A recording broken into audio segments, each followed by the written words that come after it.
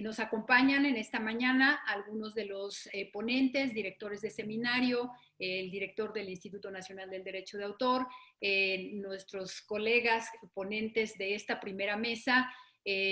Agradecemos muchísimo la presencia de Heidi Lung desde Ginebra, Suiza. Esta es la razón por la que estamos en la transmisión de este primer día a esta hora. Les agradecemos mucho. Y pues bueno, espero que los trabajos de este seminario sean muy productivos. Aprovechemos la experiencia de los ponentes, son abogados reconocidos con una amplia experiencia que hablarán de los temas precisamente que nos interesan a todos. Así es que, pues bueno, bienvenidos. Les damos la cordial bienvenida a su casa, la Facultad de Derecho, y sin más me permito darle la palabra al doctor Raúl Contreras Bustamante, nuestro director, no sin antes agradecer, doctor Contreras, el apoyo que siempre nos brinda para este tipo de actividades y siempre para todo. Muchísimas gracias, doctor. Muchas gracias, Carmen Arteaga. Muy buenos días en América, muy buenas tardes en Europa. Un saludo muy cordial a quienes nos ven en vivo a través de la página oficial de la Facultad de Derecho de la UNAM. Estamos transmitiendo a través de Facebook Live en este seminario que se antoja por demás muy interesante. Para la Facultad de Derecho es muy importante este seminario porque es uno de los temas de actualidad que tendrá México que enfrentar en el futuro, sobre todo porque el nuevo Tratado de Libre Comercio con Estados Unidos y Canadá incluyó entre sus nuevas modalidades precisamente el tema de la propiedad industrial y los derechos de autor. Además de que ha habido una gran reforma legislativa en ese tema, precisamente para adecuar las condiciones legales de México y poder participar en mejores condiciones de igualdad y de competitividad en el tratado. Yo reconozco de manera muy sincera a Heidi Lung, quien representa a la Organización Mundial de la Propiedad Intelectual, estar participando en este seminario desde la sede de la organización en Suiza y que esté presente en esta aula académica virtual de la Facultad de Derecho. Destaco mucho la presencia de pues, los directores de seminarios de Lourdes Marlet y de Hugo Contreras Lamadrid, de Reinaldo Urdiaga y de Ana Alba, quienes están presentes en esta aula, pues para poder dar inicio a los 4 días que durará este seminario. Creo que la Facultad de Derecho, a través de su seminario de patentes, marcas y derechos de autor, se pone como siempre a la vanguardia.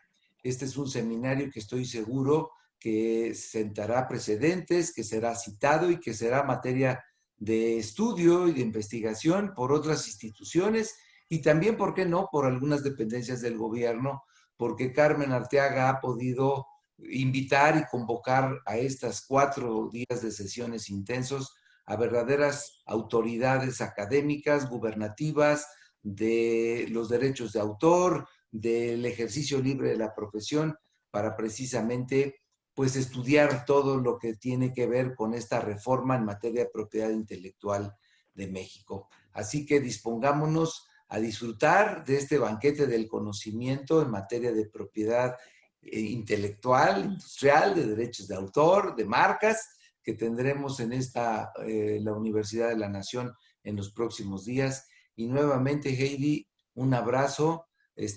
A lo mejor los que nos escuchan no saben que hablas perfecto español, ya te escucharán seguramente hablar a lo largo de este seminario. Y sin más protocolo, pero sí de manera muy solemne, declaro inaugurado este día 31 de agosto, siendo las 9:07, los trabajos del Seminario de Análisis de la Reforma en materia de propiedad intelectual en México, haciendo votos por su éxito. Muchas gracias a todos por participar y por ayudar a que la Facultad de Derecho no se detenga.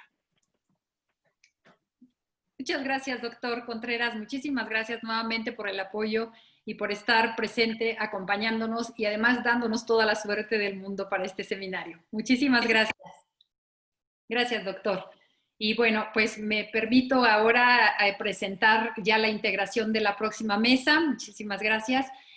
Voy a presentar la moderadora que ustedes ya la mencionó el doctor, es la doctora Ana Alba Betancourt del Instituto de Investigaciones Jurídicas. Ella está adscrita al área de propiedad intelectual, es justamente investigador asociado al área de propiedad intelectual y también, como ustedes la conocen, es una de las coorganizadoras del CEPEPI, del Seminario Permanente de Propiedad Intelectual que organizamos comúnmente con el instituto. Pues bueno, vamos a dar inicio a esta mesa que habla del contexto internacional que ha dado motivo a esta reforma. Hablará primero Heidi Lung sobre los tratados de los que derivaron varias de los compromisos que ahora estamos nosotros reflejando en nuestra legislación nacional, como es el Tratado de Marrakech, el Tratado de Marrakech, el de Beijing, y además algo que teníamos ya trazado con los tratados OMPI, los denominados tratados ZOMPI sobre derecho de autor y sobre intérpretes ejecutantes y productores de fonogramas. Después, Reinaldo Urteaga nos hará favor, el maestro Reinaldo Urteaga del Seminario de Comercio Exterior, pero también experto en materia de propiedad intelectual, nos hará favor de darnos un recorrido muy breve, porque es un capítulo muy amplio, el de propiedad intelectual en el TEMEC, pero seguramente Reinaldo, como sabe hacerlo, nos puntualizará lo esencial y qué es lo que nosotros estamos retomando en nuestra legislación. Bueno, sin más, doy el uso de la palabra a la doctora Ana Alba Betancourt. Por favor, doctora. Gracias. Muchas gracias, maestra, y también felicitaciones por la organización de este seminario y muchas gracias por invitarme a moderar esta primera mesa. Bueno, presento a nuestra ponente, Heidi Lung. Ella es consejera principal de la División de Derecho de Autor e Industrias Creativas de la Organización Mundial de la Propiedad Intelectual en Ginebra. Sus responsabilidades incluyen coordinación de trabajo de desarrollo en tratados de derecho de autor, su aplicación en la legislación nacional y también incluidas cuestiones digitales. También ha trabajado en la implementación de los tratados de Internet de la OMPI en países en desarrollo, luego de su adopción en 1996. Ha participado también en la organización de la Conferencia Diplomática de la OMPI, la que tuvo lugar en Beijing en el 2012, en la cual se aprobó el Tratado de Beijing sobre interpretaciones y ejecuciones audiovisuales. También estuvo a cargo del trabajo sustantivo para la aprobación del Tratado de Marrakech, para facilitar el acceso a las obras publicadas a las personas ciegas, con discapacidad visual o con otras dificultades para acceder al texto impreso en 2013. La maestra Heidi Lung es abogada graduada de la Universidad de los Andes en Venezuela, con especialización en propiedad intelectual en la misma institución, y ha sido académica visitante en varias universidades, incluyendo la Universidad de Columbia y la Universidad de Stanford. Maestra Heidi, muchas gracias. Le cedo el uso de la palabra. Muchísimas gracias, licenciada Alba, permítanme expresarles el honor que siento de volver a esta alma mater. He estado personalmente en la universidad, pero me agrada muchísimo el tener la oportunidad también de poder estar conectada virtualmente y por esto agradezco al doctor Contreras y a la licenciada Carmen Arteaga por esta linda oportunidad. Aparte de eso, de los lazos profesionales, creo que hay un pedacito de mi corazón que está siempre en México. Es un país que admiro en lo profesional por su devoción, por su constancia en el desarrollo de la propiedad intelectual en general, no solamente el derecho de autor, pero también por toda su actividad cultural, por ser un país tan lindo y tan grande. Así que cuídenlo mucho.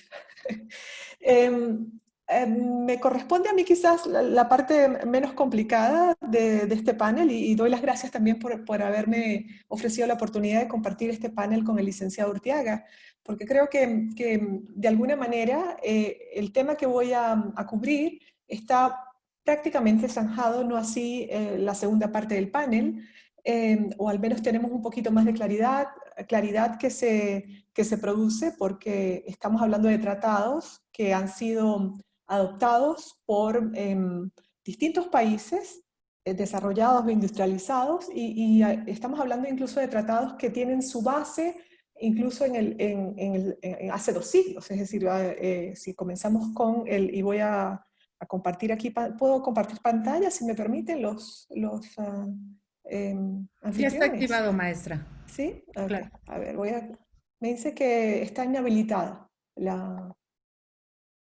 A ver, el anfitrión inhabilitó la función de compartir las pantallas a los participantes, pero seguramente tardará Ya está, unos maestra. minutos. ¿Ya? Ahora sí, ok. Entonces, a ver, se ve, ¿no? La presentación. ¿Se puede ver? ¿Sí? Ya se visualiza, doctora.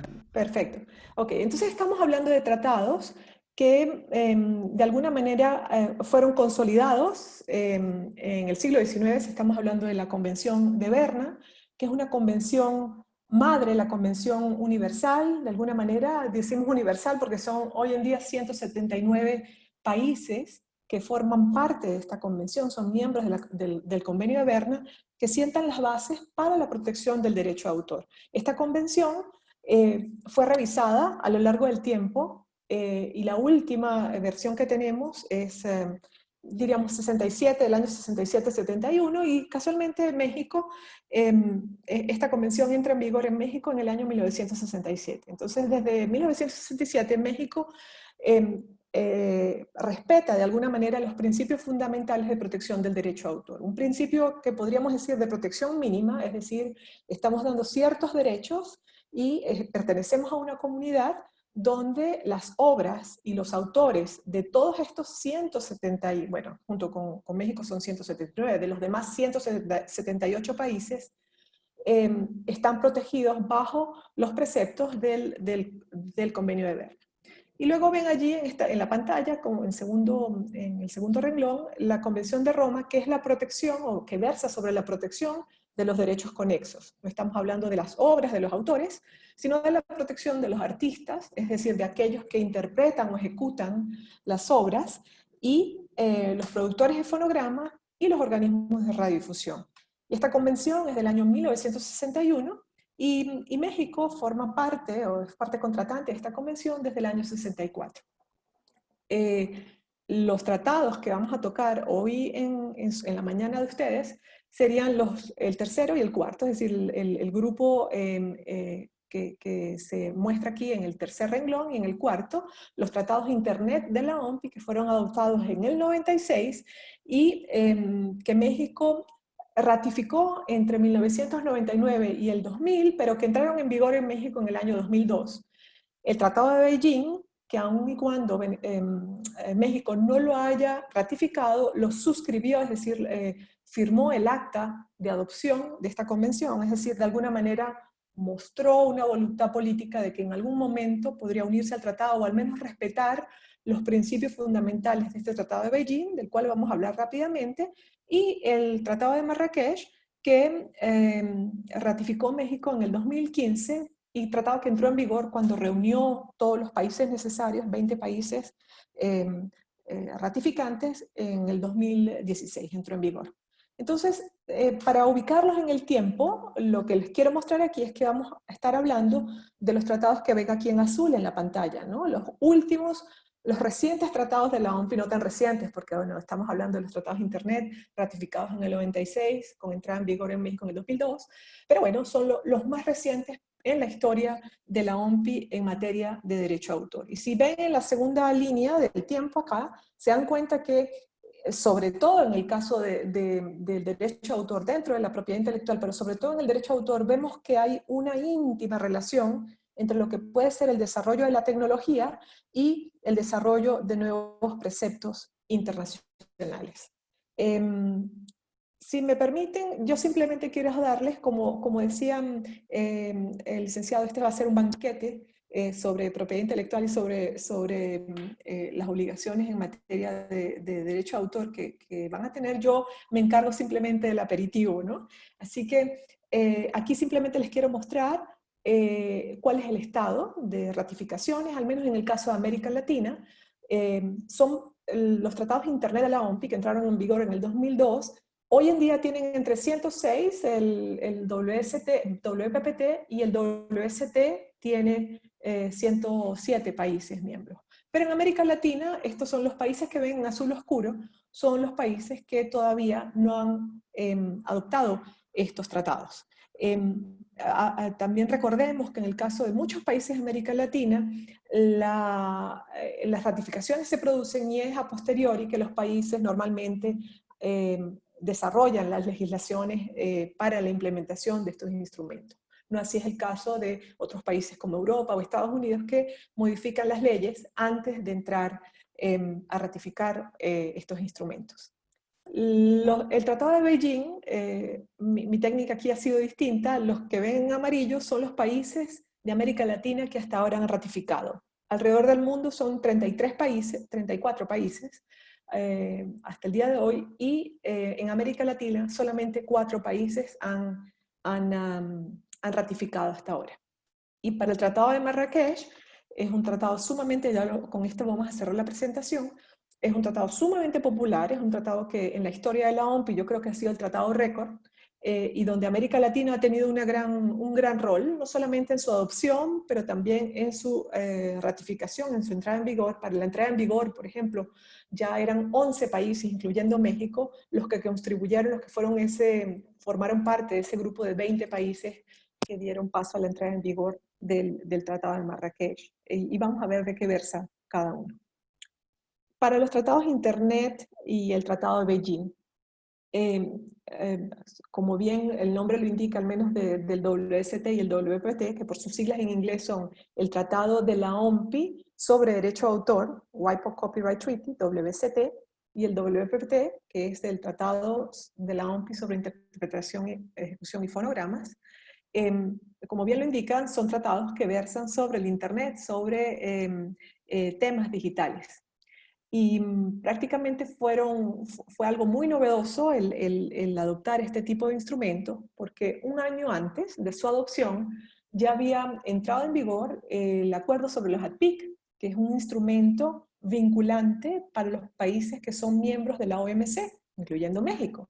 Y este instrumento, que lo vimos en en una de las primeras láminas que les mostré, es un tratado que antecede a los tratados de Internet, logra incluir ciertos elementos relacionados con el desarrollo de las tecnologías, como es el reconocimiento, por ejemplo, de los programas de ordenador o de las bases de datos, pero no llega el acuerdo de los ADPIC, es decir, este instrumento que es vinculante para los países de la OMC, no llega a dar respuesta a lo que puede ser garantizar derechos interactivos, ¿no? Y es lo que ustedes ven, por ejemplo, en las dos primeras cuadrantes superiores. Ven que en el caso de los tratados de Internet y 12 años después,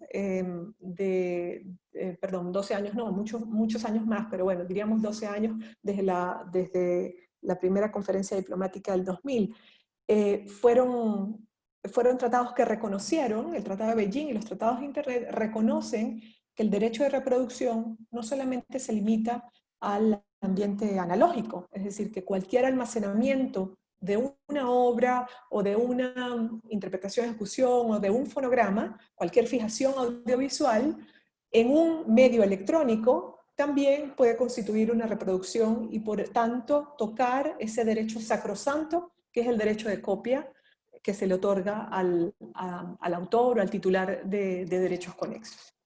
Y en un segundo aspecto, podríamos ver también que una parte de este gran aporte de la agenda digital que dan los tratados es el reconocimiento del derecho de puesta a disposición, es decir, de aquel derecho interactivo, aquel derecho que se diferencia totalmente de los derechos analógicos que podíamos tener en el Convenio de Berna y en la Convención de Roma. Pensemos un ejemplo muy sencillo, como lo es, por ejemplo, escuchar la radio, ¿no? Escuchamos la radio, el contenido, la música, se empuja al usuario. En el caso del ambiente digital, de los derechos interactivos, lo que estamos hablando es de que el propio usuario es el que ala el contenido, es el que determina no solamente dónde consume el contenido, pero también cuándo puede consumir este contenido. Y esta cuestión de interactividad, este elemento de interactividad, está reflejado o se consolida en este nuevo derecho que se llama el derecho de puesta a disposición, que en el caso del derecho a autor forma parte, es un apéndice del derecho de comunicación al público, y en el caso del WPPT y el Tratado de Beijing es un derecho aparte. Pero todos, en los tres tratados, WST, WPPT y Beijing, prácticamente este derecho es un derecho que describe el acto de puesta a disposición al público en el momento en que ese público quiera tener a disposición los contenidos y en el lugar que también estos quieran. Un tercer aspecto de la agenda digital son las limitaciones y excepciones, porque tradicionalmente las limitaciones y excepciones han existido desde el inicio de los tratados en materia de derecho de autor. Si vemos el convenio de Berna en su primera edición de 1886, vemos que ya existen ciertas limitaciones. Y en el ambiente digital también estas flexibilidades del derecho de autor tienen que existir. Entonces los las limitaciones y excepciones también están garantizadas en los tratados de Internet y Tratado de Beijing.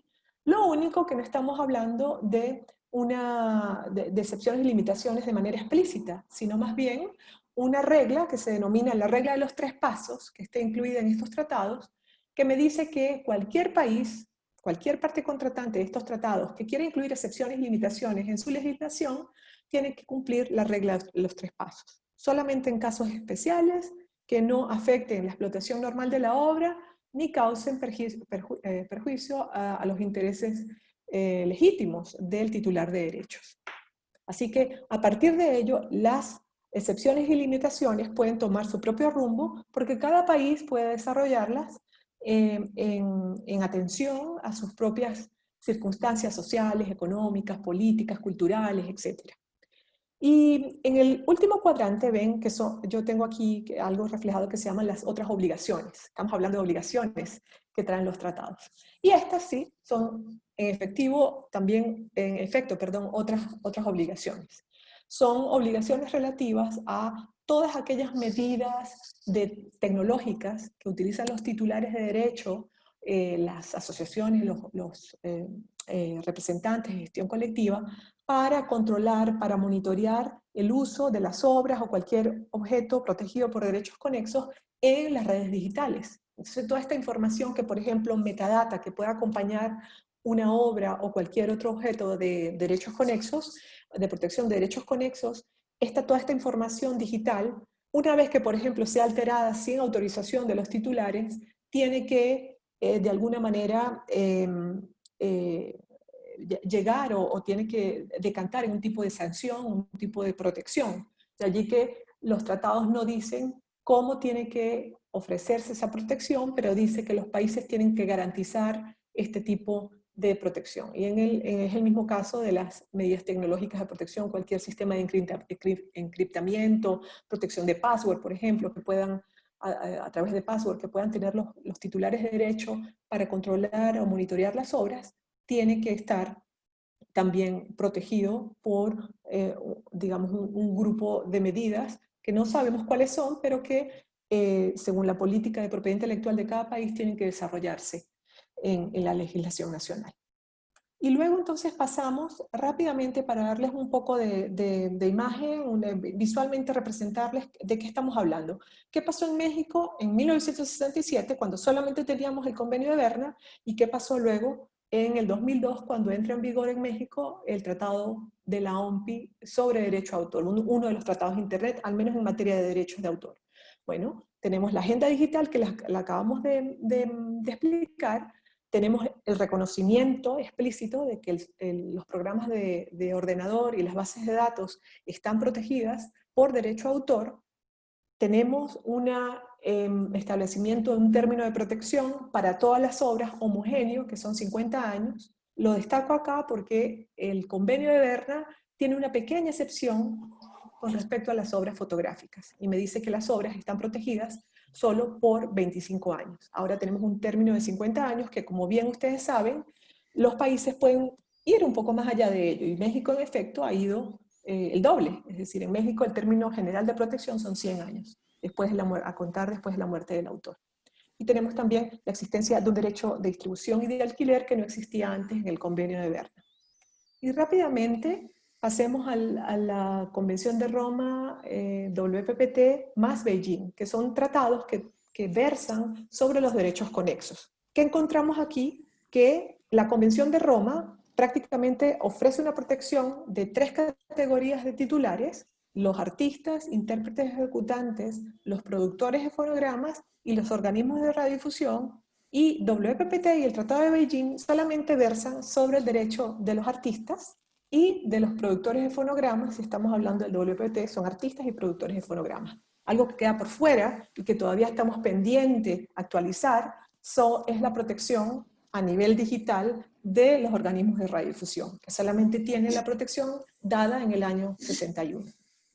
¿Y cuáles son los elementos novedosos de estos tratados de Internet, del WPT y el Tratado de Beijing? Volvemos a repetir, la agenda digital. En segundo lugar, los derechos morales, porque si ustedes ven la Convención de Roma, es decir, desde el año 64, a través de la Convención de Roma, México no tenía por qué proteger derechos morales para los artistas, pero hoy en día, a través del WPPT, se protegen los derechos morales, y el Tratado de Beijing también, obviamente, también lo hace. Y luego también tenemos los derechos de comunicación al público y de radiodifusión. Una gran diferencia, esta es una variación con respecto a la Convención de Roma, porque en la Convención de Roma me dicen que en el caso de los derechos de comunicación al público y radiodifusión, estos derechos se pueden reconocer al artista y al productor de fonograma, o al artista o al productor de fonograma. Es decir, me da la opción de proteger a uno y al otro no, o de garantizarle estos derechos a uno y al otro no. En el caso del WPPT y el Tratado de Beijing, los artistas se les garantiza, no pueden estar excluidos de la garantía, digamos, que se le da este derecho. Vamos a ver rápidamente cuál es la variación entre el Tratado de Beijing y el WPPT. Y los derechos de distribución alquiler también están garantizados, y el término de protección sube de la Convención de Roma, que teníamos 20 años de protección como un término general, a 50 años. Se equipara a la protección garantizada en el derecho de autor. Y luego veamos cuál es la diferencia, digamos, entre el WPPT y el Tratado de Beijing. Ambos versan sobre los artistas, el derecho de los artistas. Pero hay una variación. En el caso del WPPT también tenemos incluidos la protección de los productores de fonogramas. Son hermanos gemelos, pero con algunas, no son gemelos idénticos. Y yo, en aras del tiempo, yo me voy a dedicar aquí, en la lista que tienen allí de variaciones, voy a hacer referencia rápidamente al derecho de comunicación al público y radiodifusión, porque es una variante bastante interesante entre estos dos tratados. El hecho de que cuando un país adhiere al WPPT y no hace ninguna reserva al respecto, cuando leemos el artículo 15 del WPPT, me dice que este es un derecho de remuneración que se garantiza cada vez que la interpretación o ejecución fijada en un fonograma se radiodifunda o se comunique al público. En el caso del Tratado de Beijing, me está hablando de la fijación audiovisual, cuando ésta se radiodifunda o se comunique al público. Yo tengo un menú, y lo vamos a leer, y me dice que si yo no digo nada como país y ratifico este tratado, este derecho va a ser como un derecho exclusivo, no va a ser un derecho de remuneración como lo encontramos en el WPPT. Pero también me dice que, bueno, puedo escoger también que puede ser un derecho de remuneración, pero tendría yo como país que pronunciarme al respecto. Y en ambos casos, tanto en el WPPT como en el Tratado de Beijing, este derecho está sujeto a reserva. Y reserva significa que yo puedo ofrecer variantes en cuanto a la aplicación de este derecho, o puedo decir simplemente, no lo voy a aplicar. Obviamente, dentro de los 34 países que hoy forman parte del Tratado de Beijing, vemos que son muy pocos los países que han hecho una reserva al respecto, una reserva total al respecto. Y yo creo que tiene su razón de ser, y es porque los artistas, sobre todo para los artistas, ven con mucho aprecio la garantía de este derecho, el que se les garantice este derecho de comunicación al público y radiodifusión. Y finalmente, para cerrar, quiero hablar rápidamente del Tratado de Marrakech, tratado que versa no solo sobre los derechos, hemos estado hablando de derechos en el ambiente digital. En el caso del Tratado de Marrakech estamos hablando de la otra cara de la moneda, de limitaciones y excepciones para personas con discapacidad visual. Y les comentaba que este tratado es un tratado muy popular en la historia de la OMPI, es el tratado que se ha negociado en tiempo récord, que entró en vigor en tiempo récord y donde vemos que cada vez el ritmo de países que vienen a adherir, la cantidad de países que vienen a adherir es bastante impresionante en relación, por ejemplo, a otros tratados en el área de patentes o en el área de marcas. Hoy en día tenemos 71 partes, pero contando que la Unión Europea solamente depositó como Unión Europea, pero el tratado tiene efecto en los 27 países partes de la Unión, estamos hablando de casi 100 países en los que hoy está en vigor este tratado. ¿Y en qué consiste este tratado? Pues prácticamente en flexibilidades en materia de derecho de autor, preservando los derechos de los autores, de los editores, de cualquier otro titular. Me dice el tratado, hay que establecer ciertas flexibilidades para facilitar el acceso a las obras en formato, digamos, impresas, las obras impresas, para las personas con discapacidad visual. ¿Y en qué consiste ello? Prácticamente, por ejemplo, para México serían dos acciones fundamentales, que yo creo que han sido tomadas ya. En primer lugar, que dentro de la legislación tiene que estar incluida o reconocida la excepción para personas con discapacidad visual, una excepción de derecho de autor, que me diga que la obra puede reproducirse, porque puede cambiarse. Por ejemplo, tenemos un libro que esté convertido a un formato accesible, por ejemplo, un formato braille, un formato texto audio, etcétera, un formato accesible a las personas con discapacidad visual. Tengo que tener también una flexibilidad en cuanto al derecho de distribución, porque si este formato, por ejemplo, braille, necesita distribuirse entre las personas con discapacidad visual, esto puede producirse sin necesidad de autorización del autor. Y en tercer lugar, una flexibilidad en cuanto al derecho de puesta a disposición al público. Porque si ese formato accesible, estamos hablando, es accesible de manera digital, también podemos pensar que este libro o cualquier material accesible tiene que ser, puede estar dispuesto a estar a disposición de las personas con discapacidad visual sin necesidad de una autorización del autor. Entonces estamos hablando de una flexibilidad en cuanto a 3 derechos.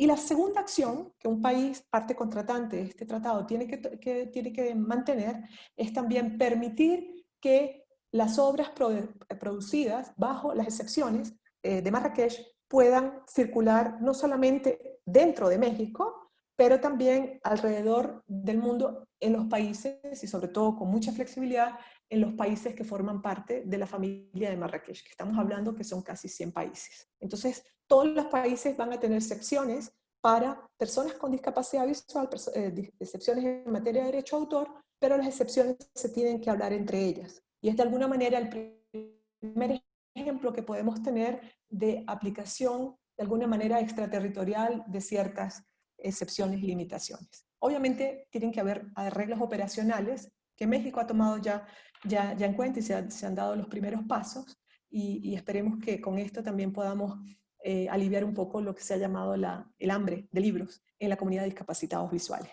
Yo con esto termino y doy las gracias por su atención y estoy atenta a las preguntas y comentarios que puedan tener en la segunda parte del panel. Muchas gracias.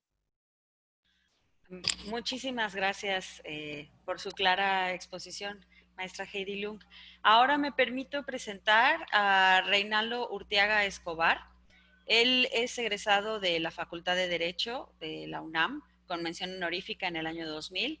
Es maestro en Derecho por la London School of Economics and Political Science y en 2019 obtuvo el grado de doctor en Derecho con mención honorífica también por esta facultad. Actualmente es profesor titular por oposición de solución de controversias en comercio exterior. Dirige las prácticas de arbitraje y propiedad intelectual en el despacho Brian González Vargas y González Vaz. Es panelista del Centro de Arbitraje y Mediación de la OMPI y de la Corporación de Internet para la Asignación de Nombres y Números, donde ha resuelto disputas sobre propiedad intelectual. Se ha desempeñado como árbitros en procedimientos administrados por la Cámara de Comercio Internacional, el Centro de Arbitraje de México, y está admitido como árbitro internacional por la Comisión China de Arbitraje, la Comisión de Arbitraje en Seúl, la Corte Internacional de Arbitraje también de Shenzhen en China, el Centro de Arbitraje de las Islas Vírgenes Británicas y la Corte de Arbitraje para el Arte de La Haya. Maestro, doctor Reinaldo, queda usted, le cedo a usted el uso de la palabra. Muchas gracias, Ana. ¿Se escucha bien? Pues antes que nada, buenos días a todos, los participantes y sobre todo, y antes quizá, a Carmen por organizar este y otros seminarios siempre de actualización. No podía dejar pasar reformas tan importantes en el sector, pero básicamente siempre Carmen, digamos que invita a toda la comunidad académica, de postulantes, autoridades, desde luego a Heidi, que es ya visitante frecuente de la facultad, y agradecer también al señor director, al doctor Raúl Contreras Bustamante, y básicamente pues me honra estar aquí y compartir esta mesa virtual con Heidi, pero también con otros distinguidos colegas que están conectados, desde luego Hugo, el profesor Hugo Contreras, director del Instituto Nacional de Derecho de Autor.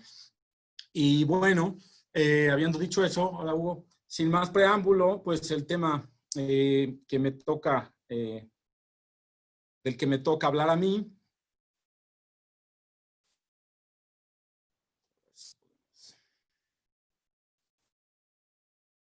Ahí se ve bien, Ana, ¿sí? Bueno, pues el tema del cual me toca hablar a mí es básicamente un tratado internacional. No es un tratado internacional administrado por la OMPI, sino es un tratado comercial. Es un tratado comercial que tiene grandes alcances, que vino a sustituir, como todos sabemos, al Telecán, que estuvo vigente desde 1994, y que este TEMEC pues está en vigor a partir del 1 de julio del año en curso. Muy brevemente, pues lo que podemos decir a manera introductoria, voy a poner aquí mi temporizador para no excederme del tiempo. A ver. Ahí está. Es que algo que se comenta, sobre todo a raíz de este tratado del TEMEC, es que, bueno, el Telecán fue el primer tratado de libre comercio en incluir un capítulo de propiedad intelectual. Y eso, bueno, lo mencionan tanto en Estados Unidos como en Canadá, como en México, diciendo, bueno, este tratado fue pionero. Antes que este tratado no se habían incluido disposiciones, incluso se adelantó, aunque coinciden en el año, en 1994, se adelantó unos meses al ADPIC, del cual nos hablaba Heidi. Entonces, digamos que no se podía quedar atrás ya con ese antecedente.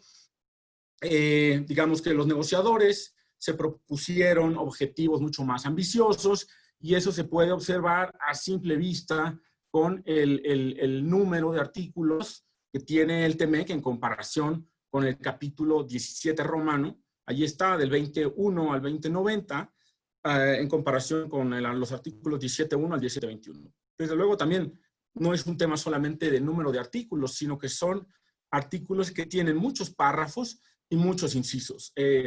Tomaría mucho tiempo señalar todos los temas que están involucrados, entonces me disculpo si no hablo de algún tema, me tengo que enfocar en algunas cuestiones en particular, y eso es lo que voy a tratar de hacer en los minutos restantes. En términos generales, habría que decir que el tratado, el TEMEC, es un tratado que viene a aumentar el nivel de protección. O sea, como retomando los ejemplos de que hablaba Heidi, que pasaba de 20 años a 50 años, por ejemplo, algunos tratados, pues aquí se pasa, por ejemplo, en materia de derechos de autor, se pasa de 50 a 70 años. El Telecán traía 50 años, como ya nos explicó Heidi, por darles algún ejemplo, pues los estándares de los tratados normalmente son estándares mínimos de protección. O sea, los estados pueden ir más allá y darle a sus nacionales en los mercados de sus países socios, pues digamos que concesiones especiales. Y esto es lo que han hecho Estados Unidos y Canadá con México. Y no solamente es un tema de ampliación de la duración de los derechos de propiedad intelectual, sino que algunos productos en particular, pues se protegen de una manera especial. Por ejemplo, el software es uno de los productos que se incluyó desde el Tratado de Libre Comercio de América del Norte. Ahora en los productos farmacéuticos hay una digamos, una extensión considerable en los artículos y categorías conocidas como marcas, indicaciones geográficas, derechos de autor, secretos industriales que ya estaban, pero de alguna manera se dota de mayores procedimientos a los titulares de derechos de autor para que las conductas se puedan reprimir, que es la famosa observancia o el enforcement en inglés de los derechos de propiedad intelectual. Se dice mucho, bueno, pues el tratado está allí, pero ¿qué pasa si no se cumple? Entonces, aquí hay que tener en cuenta, y también hay mecanismos que aseguren no solamente la sanción, por ejemplo, una multa, un retiro, un aseguramiento de mercancías falsificadas, sino que también haya resarcimiento económico, que haya indemnizaciones. Pues básicamente la importancia de conocer las disposiciones del TLCAN desde esta perspectiva, desde mi perspectiva, radica, por un lado, en la jerarquía normativa del TMEC como un tratado internacional incorporado por el hecho de haber sido celebrado, está conforme en principio con la Constitución, por el Presidente de la República, y haber sido aprobado por el Senado de la República, pues es un tratado que forma parte de la Ley Suprema de la Unión. Si hubiera algún conflicto, como normalmente llega a haber, con alguna disposición de carácter interno, bueno, pues por criterios de la Suprema Corte que existen, pues claramente este tratado prevalecería si está claro el derecho que aquí se incorpora. Y hay muchos derechos sustantivos que de una revisión exhaustiva del tratado, pues en un análisis detallado se podría llegar a la conclusión que tal vez no está en este momento, digamos, interpretado en su totalidad. Me disculpo por esta presentación que no es tan bonita como la de Heidi, es bastante rudimentaria. Incluso este apartado decidí dejarlo en inglés porque pues no quise que se pierda de vista cuáles fueron los objetivos de Estados Unidos al negociar tratados en general, no el TMEC, sino tratados en materia de comercio, tratados comerciales y con sus socios comerciales. Entonces ellos tienen una visión muy clara en donde se dice, bueno, en la medida en que no estén interpretadas disposiciones del ADPIC, que es este TRIPS que está aquí, nosotros nos vamos a asegurar que se terminen de implementar. Por un lado, este que está en negritas, que es el que me llama siempre la atención, es decir, bueno, los Estados Unidos van a asegurarse de que el estándar de protección que se establezca en los tratados de libre comercio que celebre con sus socios van a establecer un nivel de protección similar al que se encuentra en el derecho estadounidense de propiedad intelectual. O sea, lo que ellos quieren es que sus compañías exportadoras de productos protegidos y servicios de derechos de autor tengan en los países con los cuales se firmen tratados comerciales una protección similar a la que le otorgan sus propias autoridades y leyes en Estados Unidos. Y desde luego procedimientos ágiles, efectivos, tanto desde el punto de vista civil, que puedan acudir a los tribunales, que puedan acudir a las instancias administrativas también, en el caso de México, el INPI, el INDAUTOR, y también sanciones de tipo penal. O sea, aquí si ustedes observan, pues están los tres ámbitos. ¿Qué dijo el dictamen de aprobación del Senado de la República? Dijo, bueno, pues al momento de aprobarlo, dijo, el TMEC establece estándares mínimos de protección y observancia, como ya decíamos. El legislador mexicano puede ir más arriba, no puede ir más abajo. Y se crea un balance entre los titulares de los derechos y los usuarios, brindando a los creadores el derecho de disfrutar de los beneficios de su obra, al tiempo que se incentiva la innovación y el aprovechamiento de estas creaciones.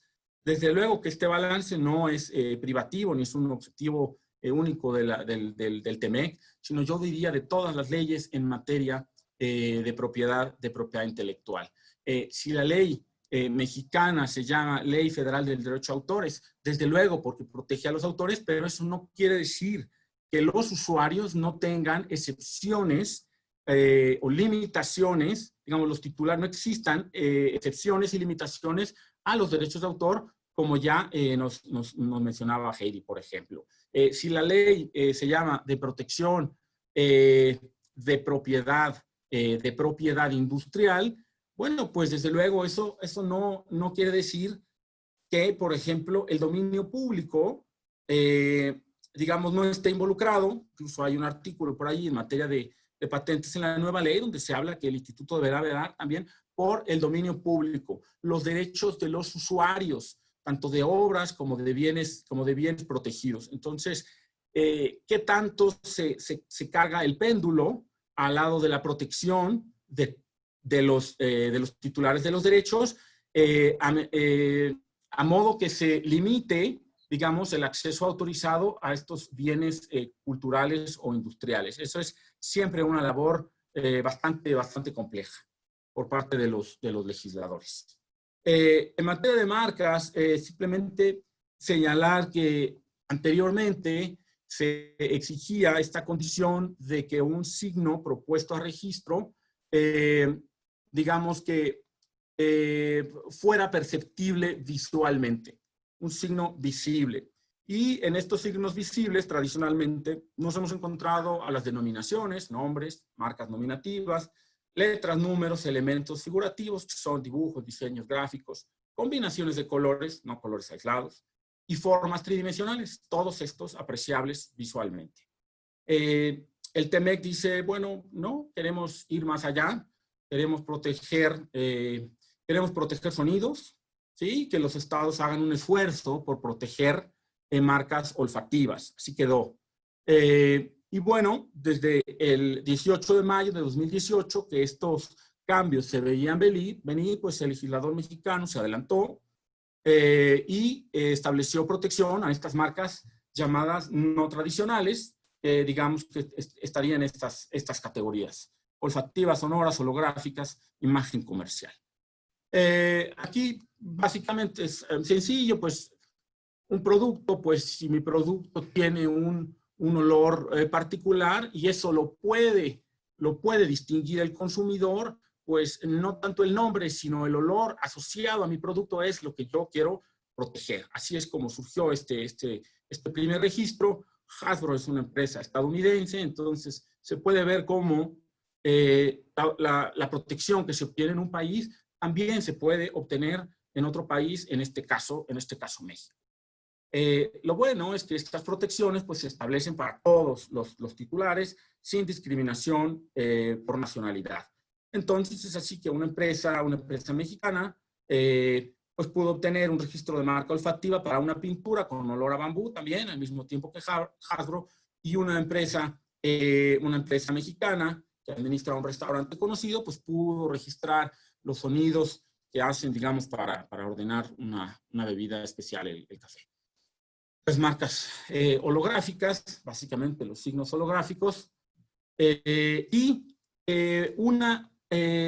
dos especies de marcas que se establecen en el TEMEC es que los estados se obligan a reconocer a las marcas colectivas y a las marcas de certificación. Las marcas colectivas en certificación, al igual que las marcas no tradicionales, con la reforma del 18 de mayo del 2018, se reconocieron estas marcas. Ustedes van a hablar de todos estos temas a detalle en sus próximas mesas, entonces no voy a profundizar, simplemente que tengan claro que la ley establece, el TEMEC, establece esta obligación de que se les reconozca. Hay un artículo aquí, esta parte que está aquí en este segundo párrafo, señala que los signos que puedan servir como indicaciones geográficas sean susceptibles de protección de conformidad con su sistema marcario. Esto tiene una explicación, esto de que las indicaciones geográficas se puedan proteger como marcas, es algo de lo que me voy a ocupar un poco más tarde, y lo podemos ver implementado en esta nueva Ley Federal de Protección a la Propiedad Industrial, que está justamente aquí en el 184, en donde dice que la marca de certificación podrá estar conformada por el nombre de una zona geográfica o contener dicho nombre, u otra indicación conocida por hacer referencia a la citada zona que identifique un producto o servicio como originario de la misma cuando determinada calidad o reputación o característica de ese producto sea imputable a su origen geográfico. Una de las cualidades o características que pueden ser verificadas por los titulares de marcas de certificación es precisamente el origen geográfico de los productos y servicios. En otro apartado, pues como ustedes ven, en la parte operativa, en la parte administrativa, pues el TEMEC también dice, bueno, pues no es suficiente que los titulares o los solicitantes acudan y presenten solicitudes en papel.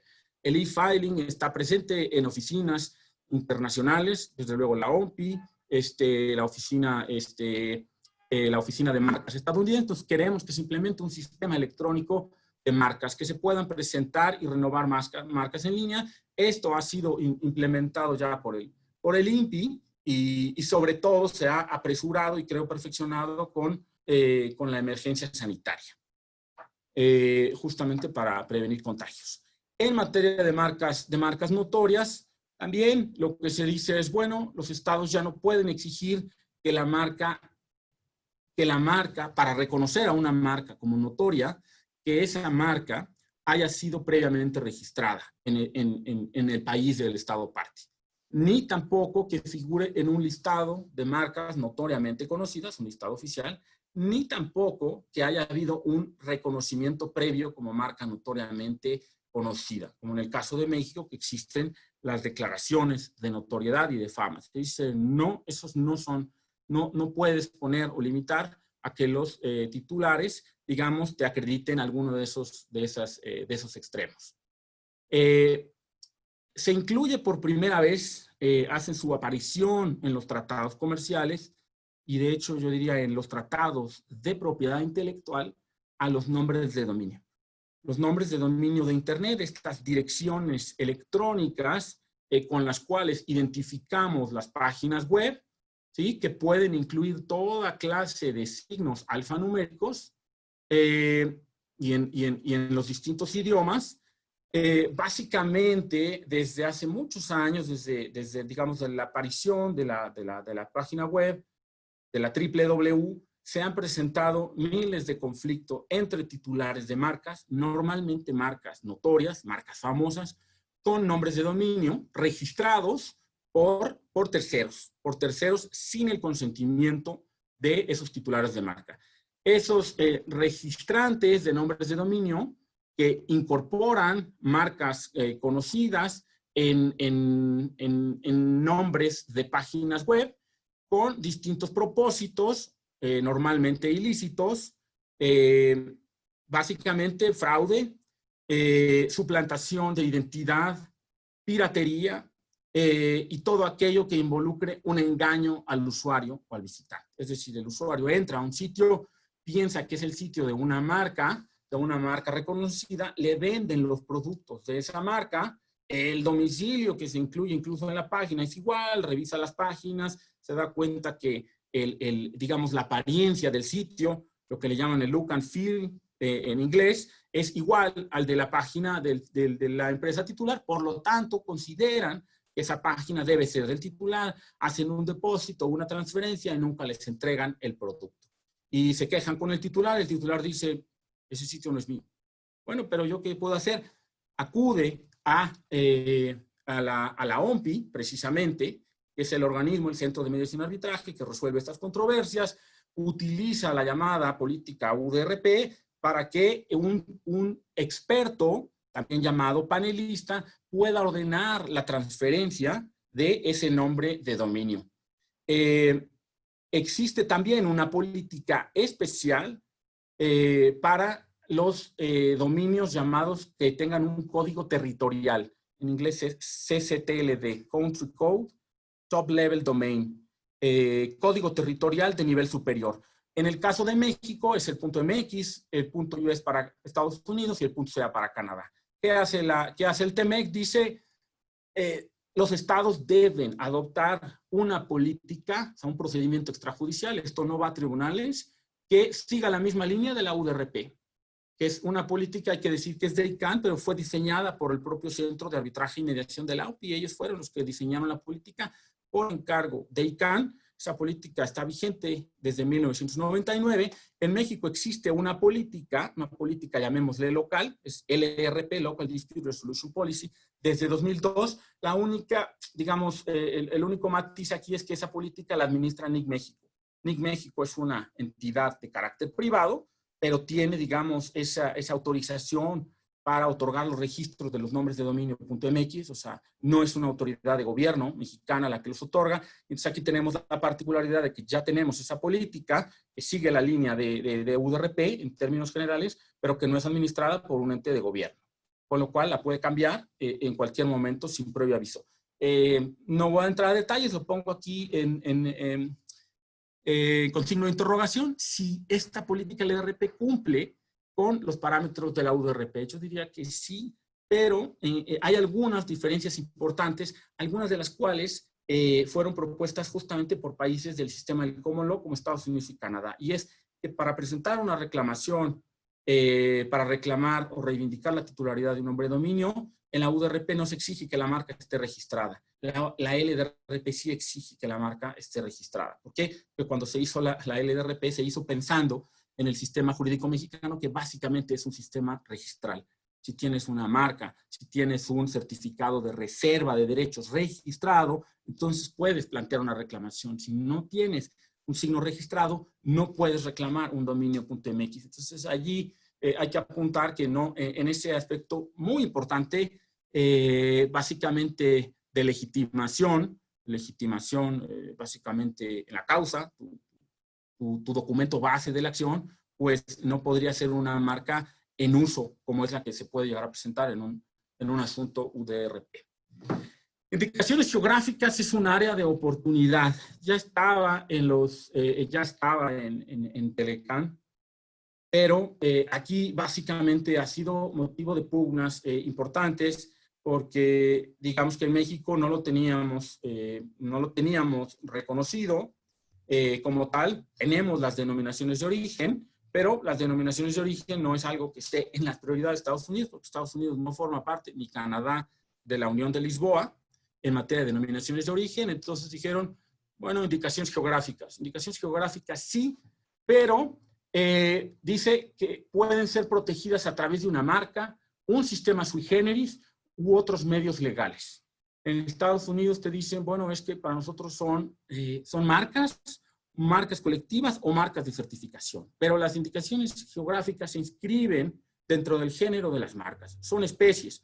Para otros países no, son algo distinto, pero a Estados Unidos no les gusta, es la realidad, no les gustan las indicaciones geográficas, las propias declaraciones de la Oficina del Representante Comercial de Estados Unidos ha escrito artículos y su oficina ha emitido comunicados diciendo que por ejemplo, en la Unión Europea se abusa de esta noción de las indicaciones geográficas para proteger nombres que son comunes para productos alimenticios y bebidas espirituosas y que han sido utilizados por generaciones. Obviamente está hablando pues de los Estados Unidos, no está hablando en el mundo, digamos sin pedir ninguna autorización. O sea que son libres para todos y son medidas proteccionistas. Aquí algunos ejemplos muy rápido de algunas indicaciones geográficas que se listan, que están en proceso de aprobación en el INPI. Yo aquí lo único que anotaría es, bueno, sí, algunos de estos productos son conocidos de nosotros, pero ¿cuántos de estos productos en realidad, claro, el mezcal, tienen una capacidad, digamos, exportadora, de que el público en otros mercados los pueda considerar o identificar como productos específicos digamos, de México. Hay indicaciones, digamos, esta carta, hay un compromiso en una carta paralela firmado por el secretario en ese entonces de Secretaría de Economía y el representante comercial, en donde se dijo, bueno, si un exportador estadounidense quiere entrar al mercado mexicano, no se le podrá restringir el acceso al mercado mexicano simplemente porque utilice estos términos individuales aplicados a quesos. Es conocida como la Carta de los Quesos. Todos estos nombres se consideran de alguna manera comunes para Estados Unidos.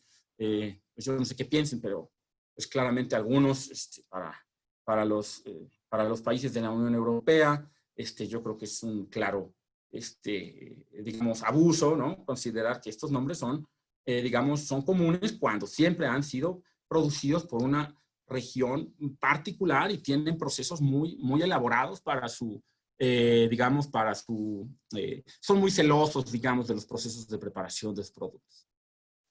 Luego, me llamó la atención, buscar tequila, no encontrármelo en el capítulo de propiedad intelectual, ver que efectivamente se había incluido, pues me lo encontré en el capítulo 13, que es el capítulo realmente de agricultura, no de propiedad intelectual, pero en donde básicamente se da una protección tipo denominación de origen, pero no se llama así, se llaman productos distintivos. Entonces lo que se dice es, nosotros Estados aportamos estos productos.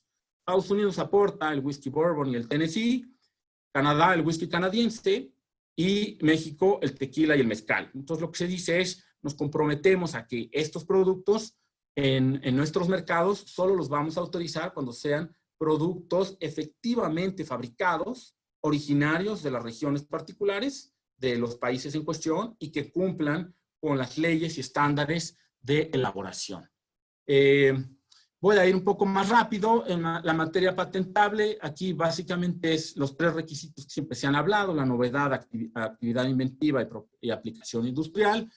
El tema de las patentes de segundo uso médico, había un texto que hablaba de que se podrían patentar nuevos usos de productos conocidos, nuevos métodos, nuevos procedimientos. Hubo objeciones en el Congreso estadounidense, se opusieron, digamos, los demócratas, entiendo, y al final no autorizaron este párrafo, y el protocolo modificatorio que se firmó en la Ciudad de México eliminó por completo este párrafo. Ya ustedes verán cuando analicen estas patentes de segundo uso médico que la definición de novedad que se incluyó en el artículo 45, fracción primera de la ley que está por entrar en vigor, se habla de que, bueno, será nuevo, no se excluirá, perdón, del estado de la técnica aquellas sustancias, entidades químicas que ya existían en el estado de la técnica, pero que la utilización de ellas sea nueva. Entonces, ahora con eso se abre paso a, digamos, regularizar una práctica que entiendo ya existía por parte del instituto, pero el tema es rico en debate, no quisiera limitarlo a solo eso. La COFEPRIS ha emitido reglas para favorecer justamente a los productores, a los laboratorios de medicamentos genéricos, y ha hablado justamente de que solo las patentes de primer uso las va a considerar, no necesariamente las de segundo uso. He leído algunas declaraciones de senadores hablando de esto, diciendo que no, que esto no se incluyó tampoco en la ley, y que básicamente por eso no se le llamó ley de innovación, sino que también se privilegió, digamos, a los medicamentos genéricos. Entonces, el tema está ahí, en el TEMEC por lo pronto no sé, al final se quitó. Fármacos que tienen uso conocido, retrasos irrazonables, básicamente aquellos que sean imputables a la oficina de patentes. Si se tarda más de 5 años desde la fecha de presentación, se puede pedir un ajuste en ese periodo de retraso. El ajuste a la duración no podrá ser mayor a 5 años. Y eso se implementa en la nueva ley, en la figura del certificado complementario de vigencia. Esta es, yo creo, una disposición bastante compleja. No trae este título, pero es lo que realmente se trata. es una protección comercial efectiva, el Effective Market Protection, a nuevos productos farmacéuticos, que se definen en el tratado como esos productos que contienen una nueva entidad, un nuevo compuesto químico. Y básicamente lo que se busca es proteger a esos titulares a esos laboratorios de medicamentos innovadores que presentaron datos de prueba no divulgados que conciernen a la seguridad y eficacia del medicamento. Si llega un nuevo interesado, obviamente con independencia del tema de la patente, el tema de la patente es aparte, asume que si la patente está vigente no lo puede comercializar, pero esto es una protección adicional. Y se dice, bueno, si viene un nuevo solicitante de un registro sanitario, esto tiene que ver con COFEPRIS, no tiene que ver, en el caso de México, con el INPI, dice de contar con el consentimiento de la persona que presentó los datos. Si no cuenta ese tercero, que normalmente no contaría, si no está relacionado con el laboratorio, digamos, del medicamento innovador, se debe dar una protección de mercado de al menos 5 años desde la fecha de otorgamiento del registro sanitario primigenio. Llama la atención que estas disposiciones o algo similar ya se contenían en el Tratado de Libre Comercio, pero se incluían bajo el apartado de secretos industriales. O sea, como que el énfasis era más en relación a que se debían proteger estos datos por el valor intrínseco que tenían. Pero ahora no están en la parte de los secretos industriales, ahora están después de las patentes. Entonces, parece que se cambió el enfoque, pero si ustedes revisan el Telecán, van a ver que dice más o menos lo mismo, aunque allá se hablaba de que siempre y cuando existieran esfuerzos económicos para la generación de esos datos de prueba, que desde luego que los hay. Todo el mundo vemos lo que se está haciendo ahora con las candidatas a obtener la autorización de las autoridades sanitarias en las vacunas, que claramente pues, lo que están haciendo es las que estén ya en la fase 3, están obviamente probando sus vacunas y los datos que se generen de esas reacciones de esas personas en las cuales se pruebe son las que van a demostrar la seguridad y eficacia de un medicamento. Secretos industriales, simplemente señalar que se me está acabando el tiempo, básicamente se prevén procedimientos civiles. Los secretos industriales normalmente se han abordado desde una perspectiva penal. Primero se pidió la vía penal, ya están tipificados, ahora lo que se dice es, sí, pero vamos a resarcir económicamente las violaciones a los secretos industriales. Derechos de autor se suben a 70 años, en el Telecán estaban a 50, adicionales a la vida de los autores. Estos dos temas han dado mucho de qué hablar. La protección contra las medidas tecnológicas, yo sé que lo van a abordar con otros distinguidos colegas. Se crea un delito para lo que le llaman el camcording.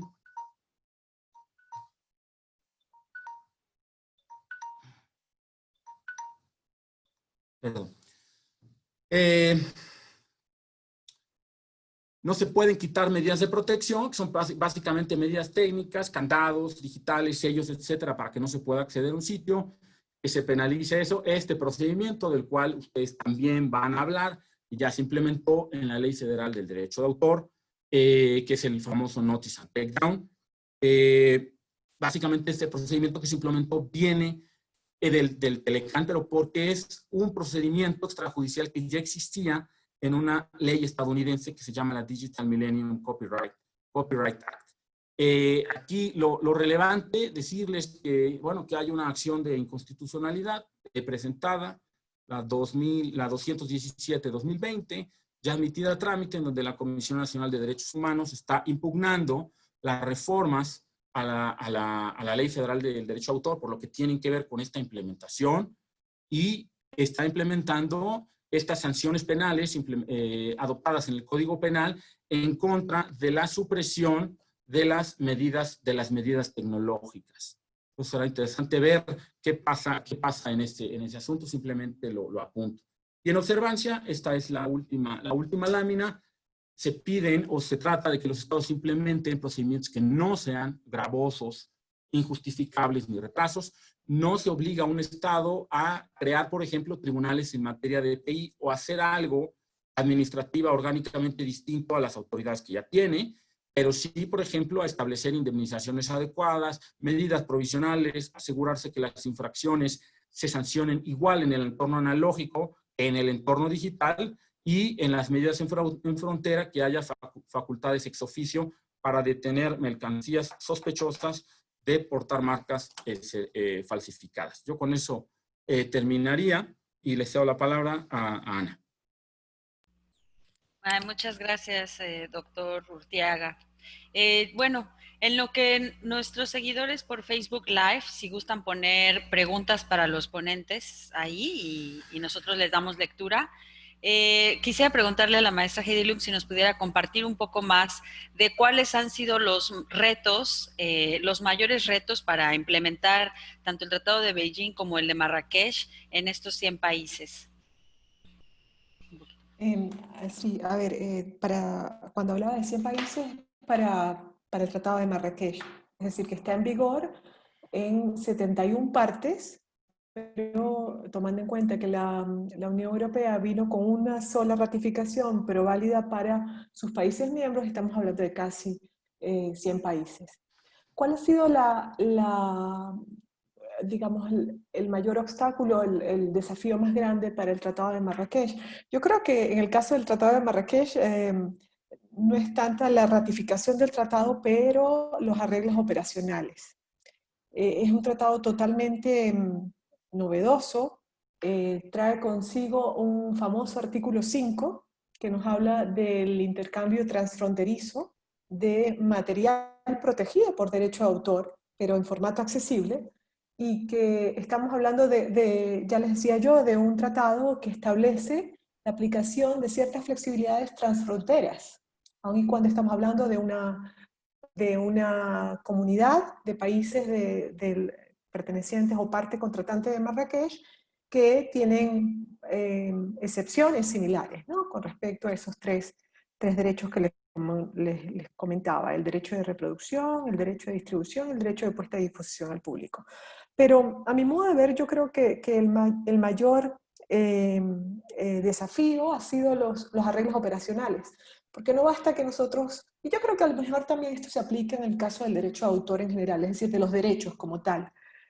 No basta que uno pueda modificar una ley, que tenga una ley muy linda, que tenga una ley muy bien estructurada, compatible con los tratados internacionales, si los arreglos operacionales, y sobre todo en el Tratado de Marrakech, no se hacen efectivos. Es decir, no podemos hablar, por ejemplo, de intercambio de archivos entre entidades autorizadas, que es una figura que existe, novedosa, que existe en el tratado. Estamos hablando de todas aquellas bibliotecas para ciegos o instituciones educacionales que proveen material accesible a ciegos, que no están preparadas. Es decir, pueden tener todo un marco jurídico que hace posible este intercambio de archivos o esta reproducción en formatos accesibles, pero que no están preparadas para en efectivo hacer en la práctica, realidad, aprovechar esas oportunidades. Entonces, de ese punto de vista, la OMPI ya, digamos, ha observado la necesidad, sobre todo en países en desarrollo, de poder trabajar con los países, las partes contratantes, para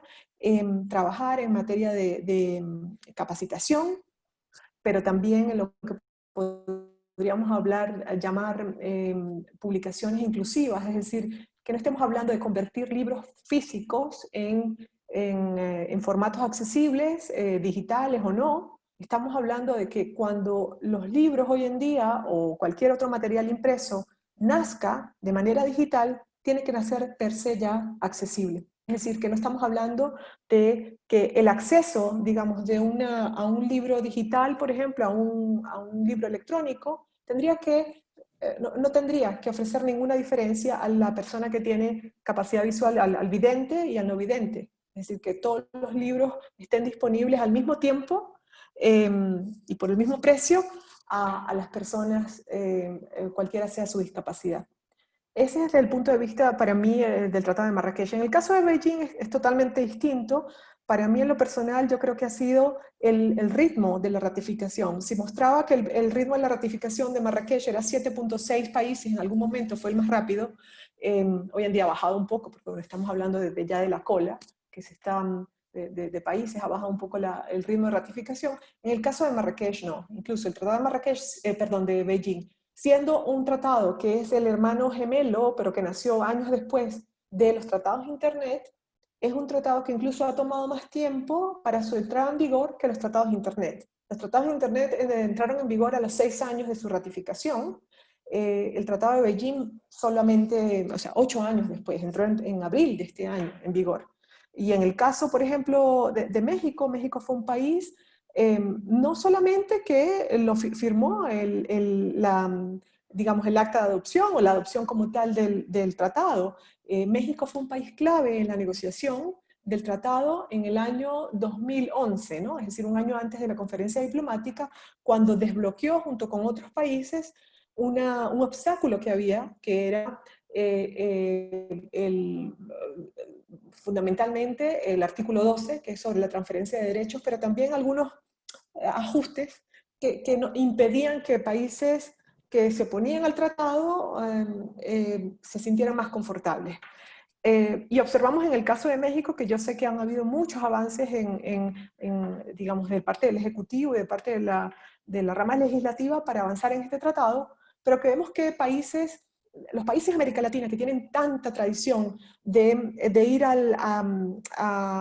digamos, a la par con, incluso o más allá que los países industrializados en la adopción de tratados, han estado un poquito más ralentizados, ¿no?, en el ritmo de la ratificación. Ya les comentaba allí, son 4 países de América Latina que han ratificado hasta ahora, cuando las legislaciones de América Latina, prácticamente yo podría decir que todas, unas más, otras menos, están alineadas ya al Tratado de Beijing. Es decir, que la ratificación del Tratado de Beijing no implicaría grandes cambios en la legislación nacional, porque ya per se estos países en sus marcos legislativos nacionales ofrecen a las interpretaciones y ejecuciones audiovisuales, que es la materia que versa el Tratado de Beijing, fundamentalmente al derecho de los artistas en las producciones audiovisuales, algo sumamente importante, ¿no?, sobre todo en nuestros países con tanta cultura, y en el caso de México con tanta cultura audiovisual. Muchas gracias, Heidi. Bueno, para darle ahora un poco la palabra también al doctor Urteaga, regresamos ahorita contigo, Heidi, con algunas preguntas del público. Bueno, doctor Urteaga, usted ya nos hacía un excelentísimo resumen de todos los puntos y cambios que trae el TEMEC. Me imagino que no fue una tarea fácil. Y los más importantes en cada una de las figuras de nuestro derecho interno de propiedad intelectual en general. Yo quisiera preguntarle, con esta revisión que nos da y dada su experiencia profesional, dados los conflictos que se llevan de propiedad intelectual en un procedimiento de arbitraje, ¿usted qué visualiza? ¿Cuáles van a ser los cambios que trae ahora el TEMEC con respecto de los conflictos que se llevan a cabo bueno, que se resuelven mediante un procedimiento de arbitraje? No sé si nos pudiera comentar algo al respecto. Sí, con mucho gusto, Ana. Pues, digamos, hablando de un procedimiento arbitral de carácter comercial, como se requiere el consentimiento de las dos partes interesadas, los procedimientos de arbitraje que tienen que ver con la materia de la propiedad intelectual necesariamente precisan del acuerdo entre las partes. Ese acuerdo de las partes está documentado en contratos, y los contratos en materia de propiedad intelectual, como sabes, son de muy distinto tipo. Los contratos de licencia siempre son de los más populares, de licencia de lo que sea, de licencia de tecnología, digamos, los famosos convenios de confidencialidad o estos non-disclosure agreement. Desde luego, los contratos de franquicia siempre están allí. En materia de contratos, pues básicamente es en qué derecho o bajo qué derecho se rigen esos contratos. Entonces, en una controversia, tanto las partes como los árbitros, lo que hacemos es ver cuáles son las disposiciones que aceptaron las partes, cuál es ese derecho local que rige el contrato, y de acuerdo a ese sistema de derecho local vemos qué tipo de normas están insertas o implícitas en ese derecho aplicable. Por ejemplo, si hablamos del derecho mexicano, pues entonces tendríamos que los tratados en materia de propiedad intelectual están incorporados al derecho mexicano. Las partes en su contrato nunca van a precisar la cantidad de instrumentos que aplican, porque el concepto de derecho aplicable es un concepto, digamos, abierto, sujeto a la interpretación de las partes. Las partes alegan en el procedimiento arbitral los derechos que les convienen, independientemente de la fuente en donde estén.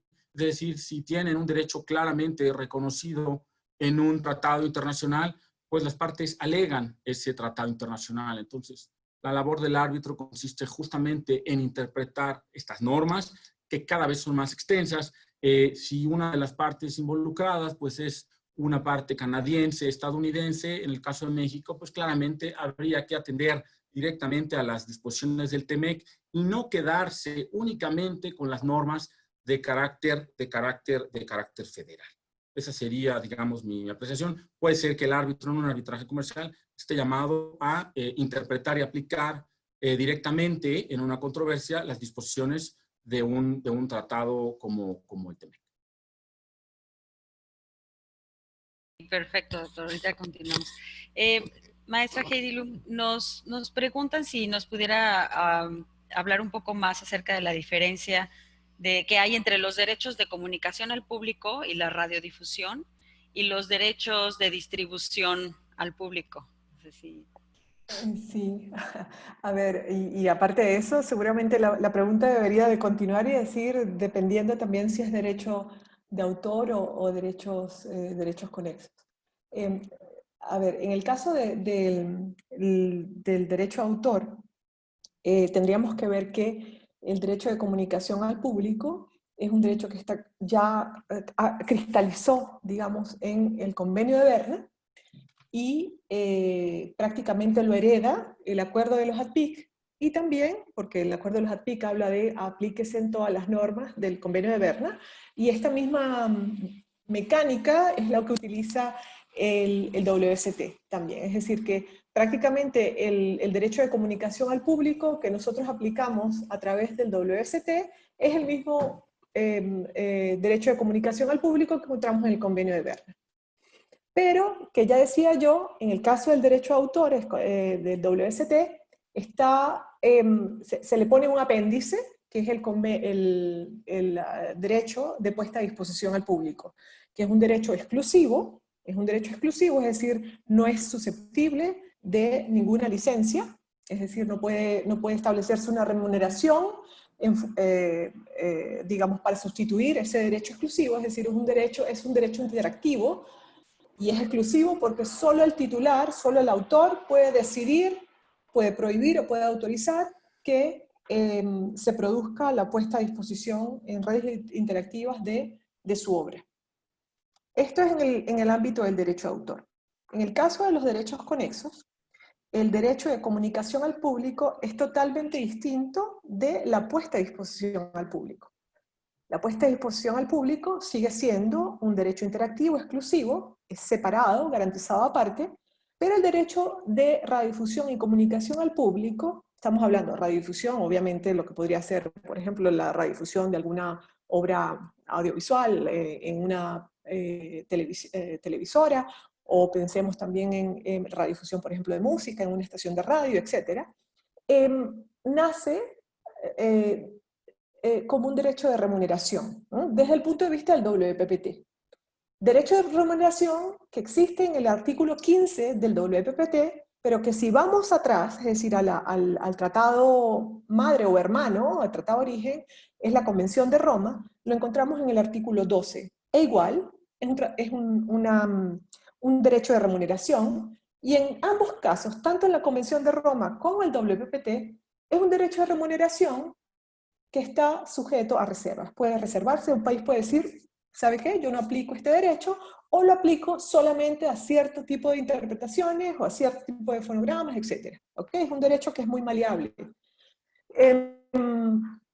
La única diferencia en el caso del WPPT con respecto a la Convención de Roma es que la Convención de Roma me dice que tiene la conjunción exclusiva, es decir, me puede decir, o se lo da usted al artista, o se lo da usted al productor de fonograma, o se lo da a los dos. En el caso del WPPT, dice a ambos titulares. Es un derecho que cuando se garantiza, se tiene que garantizar a ambos titulares. Ahora, El hermano gemelo que nació años después, es el Tratado de Beijing. En el caso del Tratado de Beijing, que ya no trata de interpretaciones y ejecuciones sonoras, sino audiovisuales, estamos hablando de un derecho que está consolidado en el artículo 11 y que no nace como un derecho de remuneración. En principio, si un país adopta el tratado y no dice nada al respecto, nace este derecho como un derecho exclusivo, es decir, algo similar a lo que podíamos ver en tratados en materia de derecho de autor, obviamente con algunos matices también, ¿no? Pero no quiero mezclar el derecho de autor con los derechos conexos. Pero en principio, este derecho nace como un derecho exclusivo, que de alguna manera ese derecho exclusivo también está acompañado o está inserto en un menú que se le da a los países. Cuando ustedes leen el artículo 11 del Tratado de Beijing, me dice que, bueno, puede ser un derecho exclusivo, pero que el país puede pronunciarse y decir que no, que lo que va a garantizar es un derecho a remuneración u otras variedades de aplicación de este derecho, o puede decidir no aplicar este derecho. Un país que, por ejemplo, hizo una reserva, y bueno, lo menciono porque es el país que fue sede de la adopción de este tratado, fue China. China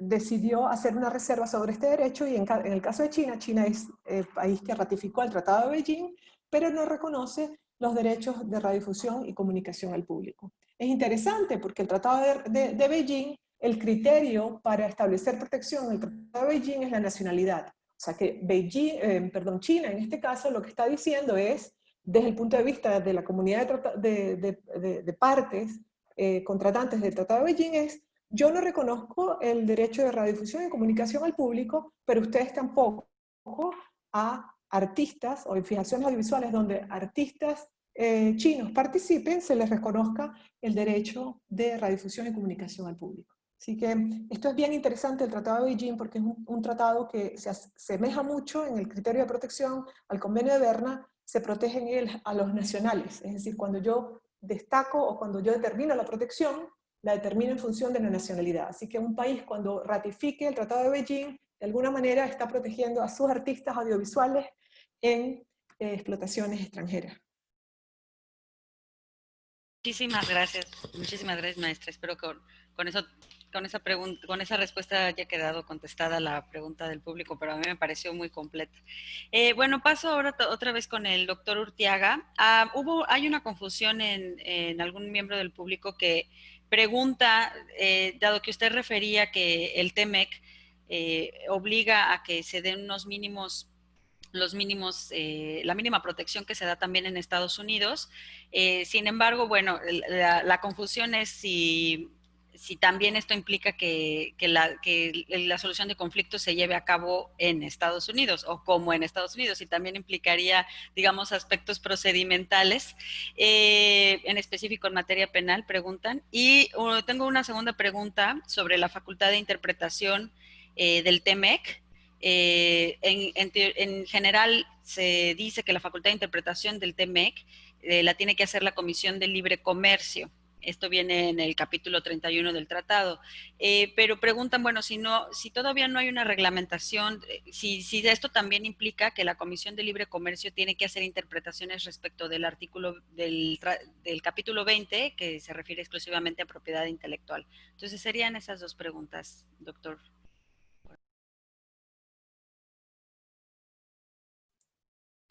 Sí, muchas gracias, Ana. En relación a la primera pregunta, no, la respuesta sería no. Los estándares mínimos de protección que se establecen son esencialmente de carácter sustantivo. O sea, como lo vimos, ¿qué es una marca? ¿Qué se puede proteger? Etcétera. En lo procedimental, y ahorita voy al ámbito penal, pero en lo procedimental, básicamente lo que se dice es: deben existir estos procedimientos que tengan este objetivo, por ejemplo, sancionar, reprimir una conducta, tener efectos disuasorios, indemnizar, deben ser ágiles, pero no dice quién los debe de sustanciar. Obviamente se entiende que lo debe hacer el Estado con base en los órganos jurisdiccionales que de acuerdo a sus leyes internas se consideren competentes. O sea, si es un asunto que cae dentro del ámbito del INPI o el INDAUTOR, el tratado por allí no se mete. Si es un asunto que tenga que ver, por ejemplo, como lo vimos, los registros sanitarios de competencia de la COFEPRIS, el tratado igual tampoco, o sea, lo que dice es la autoridad sanitaria competente, pero sí da elementos esenciales para esos procedimientos. Por ejemplo, dice, bueno, deberá haber medidas precautorias, deberá haber medidas en frontera, tu autoridad deberá tener estas facultades ex oficio.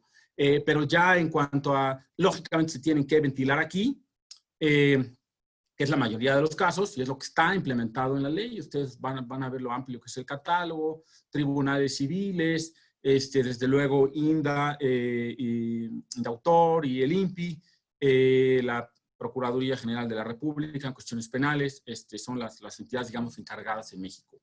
En materia penal, pero por ejemplo, sí se dice que se debe de sancionar penalmente la desactivación de estas medidas tecnológicas de protección. O sea, lo que se dice es, eso se debe sancionar penalmente, lógicamente eso va al Código Penal y que lo sancione tu autoridad ministerial. Ya hubo otros casos, por ejemplo, en el ADPIC, donde se creó este nuevo tipo, también un tipo, digamos, se habla el concepto de la falsificación de marcas, y se pidió que los estados la sancionaran penalmente. Una vez que se tipificó, pues obviamente cuando había que hacer alguna interpretación de ese texto, a nivel nacional, pues no había nada en la ley, entonces se acude normalmente al propio ADPIC, que habla de esas mercancías falsificadas. Entonces, los textos son importantes y son utilizados por autoridades muy distintas. Por ejemplo, en materia de acceso a la información pública, desde luego que los secretos comerciales, los secretos industriales, pues están previstos en la ley de la propiedad industrial, pero el Tratado de Libre Comercio siempre ha tenido por ahí una definición propia y elementos adicionales a los de la ley nacional. Entonces, es común que también cuando se trata de interpretar, digamos, trata de establecer si cierta información es reservada, si es confidencial, en la propia ley de acceso de transparencia, habla de esos secretos comerciales industriales. Entonces, el propio INAI acude no nada más a la ley de la propiedad industrial, sino al propio texto del Tratado de Libre Comercio de América del Norte para entender qué es un secreto comercial industrial en México. En cuanto a la segunda pregunta, realmente hay que entender que el tratado está integrado. Digamos, si hay una controversia interpretativa, el 31 establece mecanismos de consulta en estado a estado. Entonces, se pueden plantear consultas concretas cuando haya digamos, una duda interpretativa con relación a cierta disposición de los tratados. Si no hay esas interpretaciones, que normalmente en los conflictos, pues no, cuando se presenta algún tipo de conflicto, pues no existe en la mayoría de los casos estas interpretaciones, lo que el tratado establece es que si los estados no pueden negociar la solución a esa controversia, se puede pedir la instauración de un panel binacional entre los países, digamos, que tienen ese diferendo por algún tema de su legislación de propiedad intelectual que consideren no está dando cumplimiento a una de las obligaciones impuestas por el tratado. Es decir, oye, se reclama que no has dado cumplimiento a la implementación de esto y entonces queremos llamarte formalmente para consultas. Si no lo puede negociar, se establece un panel de expertos y lo que va a hacer ese panel es, pues, con los documentos a su alcance, la historia de las negociaciones, otros documentos, otros tratados internacionales que contengan disposiciones similares, las decisiones del órgano de solución de diferencias de la OMC, es decir, va a echar mano de las decisiones que existan, interpretando ciertas disposiciones. Han visto que el catálogo en materia internacional es muy vasto, y desde luego la doctrina, para llevar a cabo interpretaciones auténticas de las disposiciones de los tratados de libre comercio. Entonces, el capítulo 31 establece ese mecanismo Estado-Estado. Hay un mecanismo adicional que es el mecanismo inversionista-Estado. Ese está previsto en el capítulo 14 del Telecán.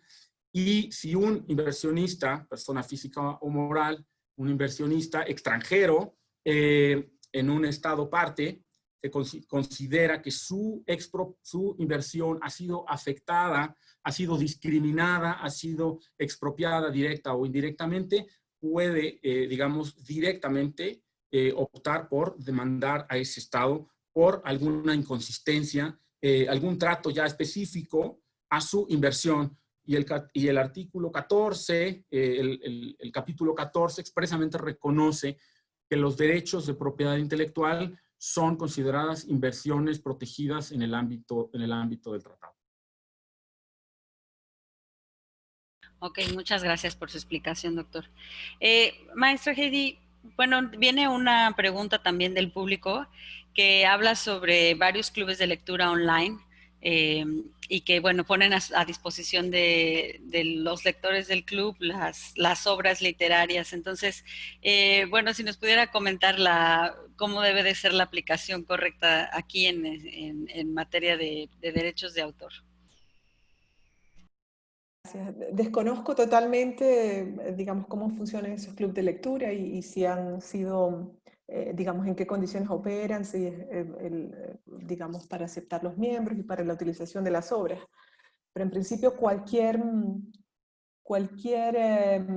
utilización que se haga en este caso, de los libros o cualquier material de lectura protegido por derecho a autor, que se haga independientemente de si sean online o sean analógicos,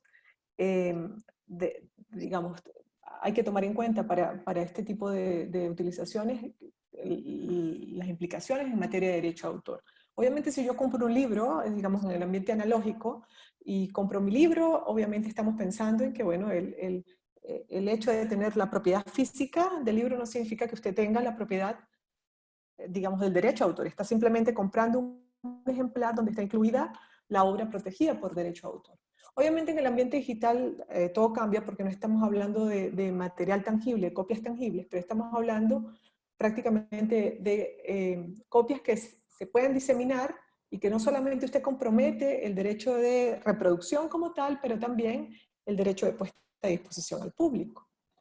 Y en este sentido, simplemente le podría decir que cualquier puesta a disposición, cualquier acción de compartir un material protegido por derecho a autor sin la autorización del autor puede ser pasible, digamos, o puede constituir una infracción de derecho a autor. Es decir, usted está reproduciendo y está poniendo a disposición material sin la autorización del titular. Así que en ese sentido, digamos, sería interesante ver cuáles son las condiciones en las cuales se comparten estos materiales de lectura en estos clubes de lectores. Sí, correcto. Muchas gracias, maestra Luz. Sí, habría que ver cuáles son las condiciones en las que fueron adquiridos y si pueden compartir dentro de esos clubes. Bueno, voy a pasar ahora con el doctor Urteaga. Nos preguntan de parte del público cuál es su opinión sobre la inclusión de la cláusula volar en el TEMEC.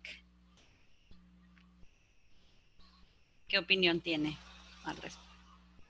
Bueno, la cláusula llamada volar es considerada un desarrollo,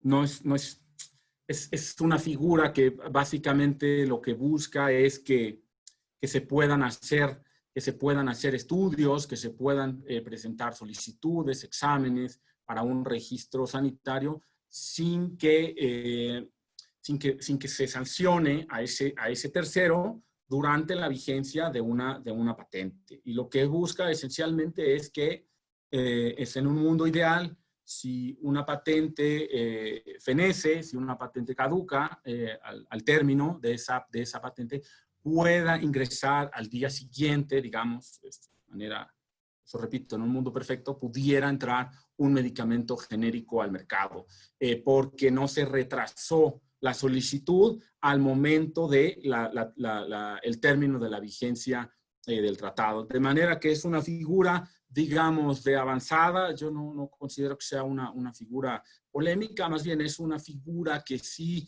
ha venido siendo implementada por un número muy amplio de países. Claro que tiene sus matices, pero en general es vista como positiva, porque básicamente de lo que se trata es no retrasar la entrada al mercado de medicamentos genéricos una vez que la patente de ese medicamento haya expirado su vigencia.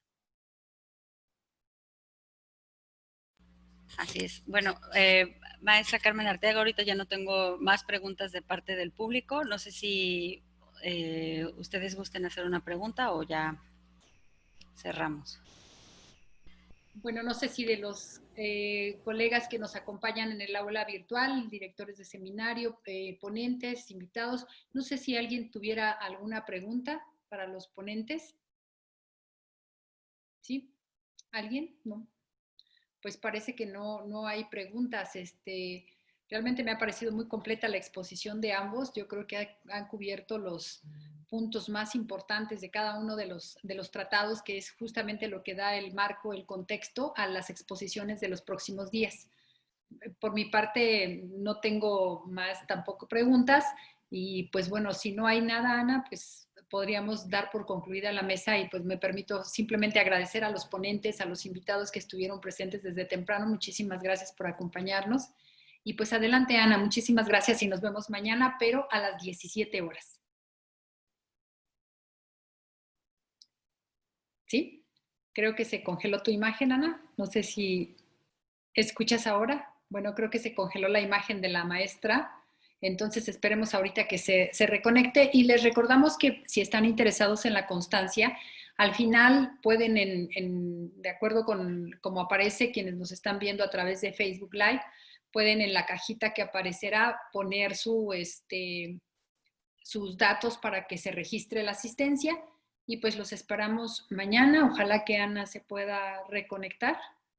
Y bueno, esperamos unos minutitos. Bueno, haría ese anuncio que también mañana entonces empezamos a las 17 horas con la presentación del maestro Hugo Contreras Lamadrid, quien nos va a dar el panorama general, ahora sí ya aterrizando todas estas disposiciones sobre la reforma en materia de derecho de autor, a la Ley Federal del Derecho de Autor, y la primera mesa con la integración de lujo que tendremos con el maestro José Luis Caballero y Kiyoshi Tsuru, con la moderación. Ahí, pues ni modo, me colé porque a Ana le tocaba y tuvimos ahí que hacer un enroque, pero ni modo, me van a tener ahí que aguantar el día de mañana. Me toca a mí moderar esa mesa y pues mañana tocaremos ya los temas puntuales sobre derecho de autor. Pasado mañana empezamos con las mesas de propiedad industrial y terminamos el jueves con las mesas procesales. Y pues bueno, todos siguen cordialmente invitados. Bueno, creo que, no sé si la maestra Ana tenga algún problema.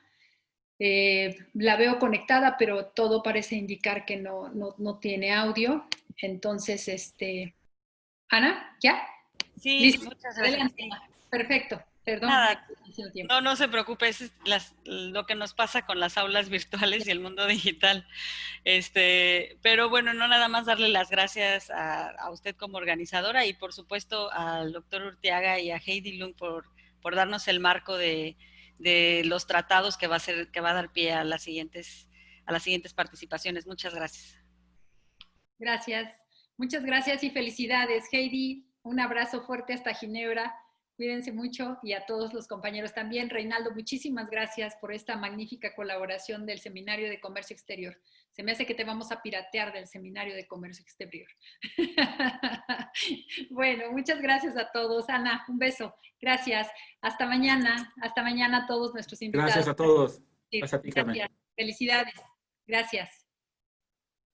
Gracias.